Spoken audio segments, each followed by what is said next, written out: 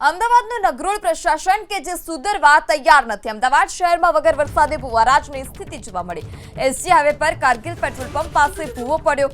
ગટર લાઇનમાં ભંગાણને કારણે ભૂવો પડ્યાનું અનુમાન છે। ભરચક ટ્રાફિકવાળા વિસ્તારમાં ભૂવાથી વાહન ચાલકો પરેશાન।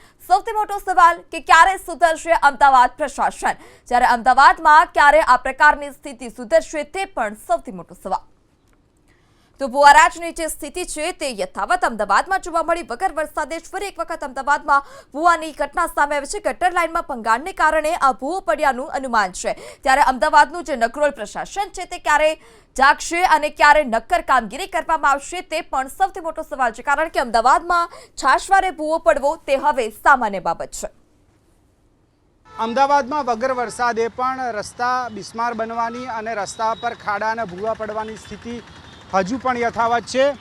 અમદાવાદ મ્યુનિસિપલ કોર્પોરેશને કરેલા દાવાઓ અને સોગંદનામાઓ છતાં પણ જમીની હકીકત કંઈક અલગ જ હોય તે પ્રકારના દ્રશ્યો અત્યારે સામે આવી રહ્યા છે।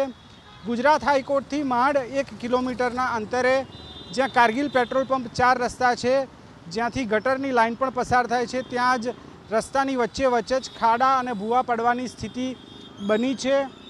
વર્ષો જૂની ગટર લાઇનોના કારણે ભંગાણ થાય છે અને તેના કારણે ભૂવા પડે છે, આવું અમદાવાદ મ્યુનિસિપલ કોર્પોરેશન સ્વીકારી ચૂક્યું છે। ત્યારે સરખેજ ગાંધીનગર હાઈવે, જેને મોડેલ રોડ તરીકે વિકસાવવા માટેની વાત અને દાવાઓ રાજ્ય સરકાર તેમજ અમદાવાદ મ્યુનિસિપલ કોર્પોરેશન કરી રહ્યું છે, તેની વચ્ચે રસ્તા પર ખાડા અને ભૂવાઓ પડવાની સ્થિતિ યથાવત છે। હાલ તો અમદાવાદ મ્યુનિસિપલ કોર્પોરેશને જે ભૂવો પડ્યો છે ત્યાં માત્ર બેરિકેડિંગ કરી અને સંતોષ માન્યો હોય તે પ્રકારની સ્થિતિ છે।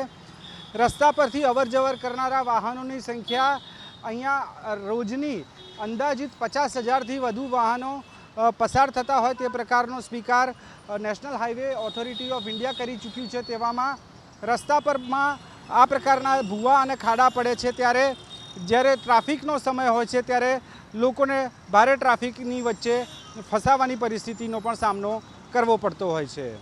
પિયુષ લેઉવા સાથે તેજસ મહેતા, એબીપી અસ્મિતા, અમદાવાદ।